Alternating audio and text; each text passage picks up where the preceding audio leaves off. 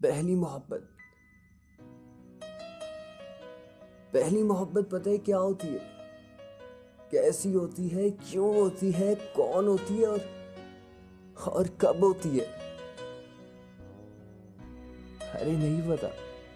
नहीं पता तो चलो चलो मैं बताता हूँ आपको। आपकी जिंदगी में पहली दफा कोई अच्छा लगा और आपने जब उसको देखा, देखते ही कुछ अजीब, कुछ बहुत अजीब सा फील हुआ। ऐसा फील जो पहले पहले कभी नहीं हुआ।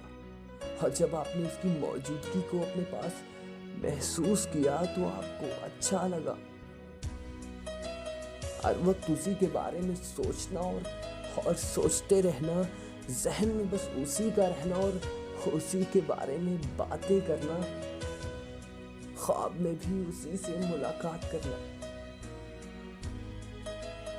उस वक्त एहसास हुआ आपको कि कुछ तो है जो मुझे हर वक्त बेचैन कर रहा है।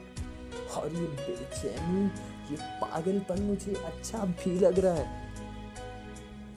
क्यों है, क्या है जो मुझे बार बार उसे सोचने पर मजबूर कर रहा है? यही सोचते सोचते एक हवा तुम्हें छू कर गुजरी और उसने तुम्हें बताया कि हाँ तुम्हें मोहब्बत है। पहली मोहब्बत जो शायद सबको होती है, और मुझे भी हुई थी पहली मोहब्बत।